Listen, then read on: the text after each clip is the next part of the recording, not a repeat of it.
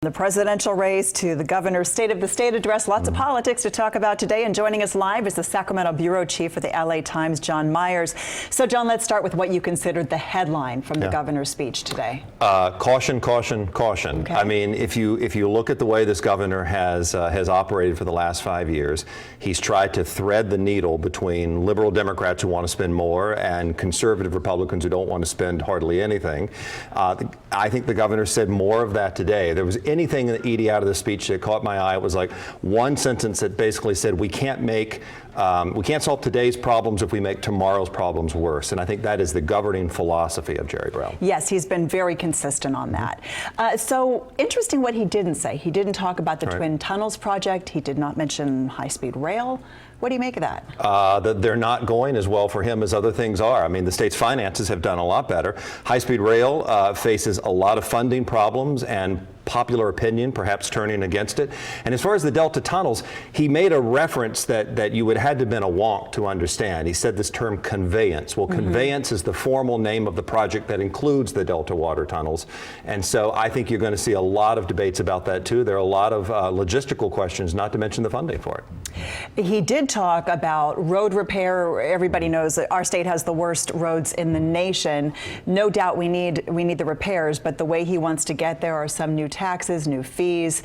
With strong Republican opposition to that, do you see that happening? I think that's a real tough sell. There are two things that he needs a bipartisan vote for right now at the Capitol. One of them is extending a health care tax on insurance companies. That would take 2/3 vote. And this transportation plan that includes this vehicle fee, the $65 fee that he wants to tack onto vehicles. The transportation project, most people say, is a really tough sell right now. The health care tax, they're working on, but again, Republicans don't think they need additional tax revenues when you've got this multi-billion-dollar surplus of tax revenues. And he keeps saying we need to save it. Right, exactly. This money is basically already spent. And he says it's one time, which is one of the issues that they're having a fight over.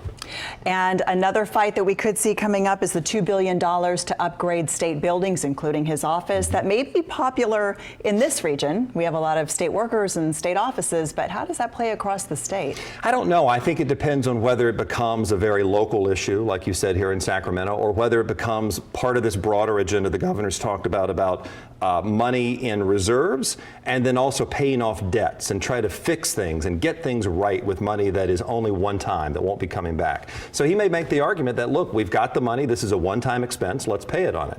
But again, I think a lot of the debate in the Capitol over the rest of 2016 is going to be how much of that money to shove into those kind of things, and how much do Democrats in the legislature want for ongoing programs, social services programs, education programs. We even heard people talk about higher ed today. There's not enough for higher ed right now. I think a lot of debates remain to be seen how it's going to play out. So, of course, as always, after the State of the State address, you're the focus of everyone's spin. What would you say really came out of that for you? What seemed to be the big themes? I think, again, the big takeaway is that everyone thought he could have said more. Everyone thinks that he could do more. If he is seen in the public as the guy who is splitting the difference, that's good for Jerry Brown. I think the question is going to be whether or not he is doing enough that people think they see in their own communities. We have to remember the economic recovery in California has been uneven. There are a lot of haves and have-nots, and I think that's a big question for the governor to address. Is he doing enough for the people who think they're in the have-nots category? Interesting that he didn't take full credit for the recovery, too. He pointed out some of these things are beyond our control, but we might as well applaud them. Right, exactly. But please, feel free to applaud me. John Myers, LA Times bureau chief, thanks as always for your analysis. You're welcome.